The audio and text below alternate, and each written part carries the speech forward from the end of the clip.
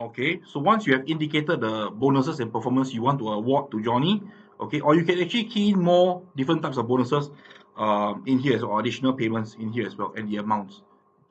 So usually the bonuses and performance is due to the loss of transition hours between the 831 pay scale to an 822 pay scale. Yeah, and therefore this to reward them if they have worked, say for example, more than 24 or 25 days in a month, and therefore I reward you these performance bonuses.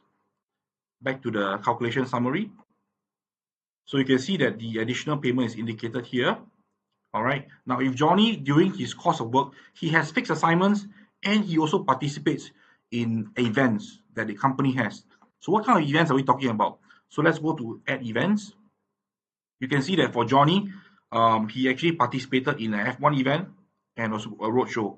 Now, these two events occur on different dates that Johnny has taken attendance with, okay, and also pays out different rates as well.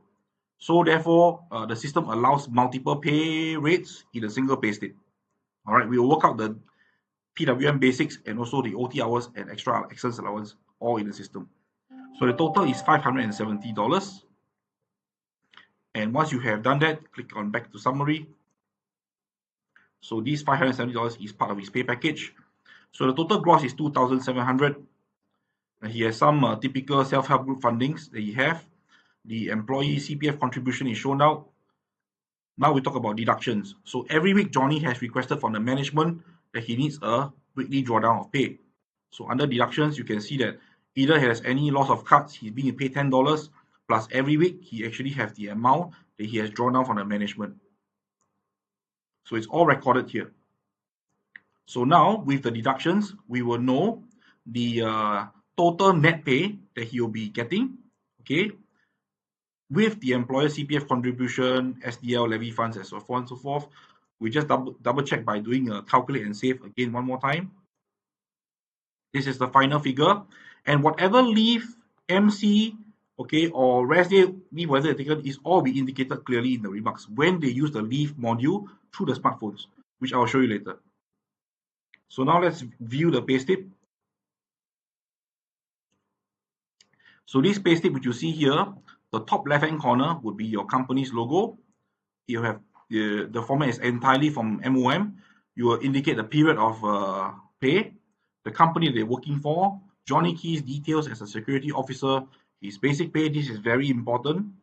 We indicated his age, his date of birth, and the number of days that he has worked in a month. Okay, to get his daily basic. Paid leave as 1 day. Any performance allowance as per the payslip we break down just now.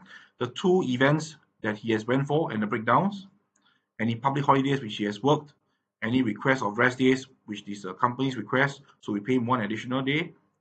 All right, this OT here will be clearly indicated as a KT multiplied by the OT rate to give you the OT pay.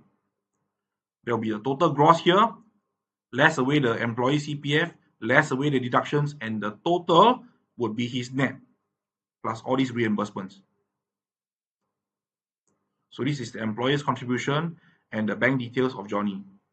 And lastly, we'll have the shift details of the number of working days that Johnny has in a month, all right, and the rest day that he has taken.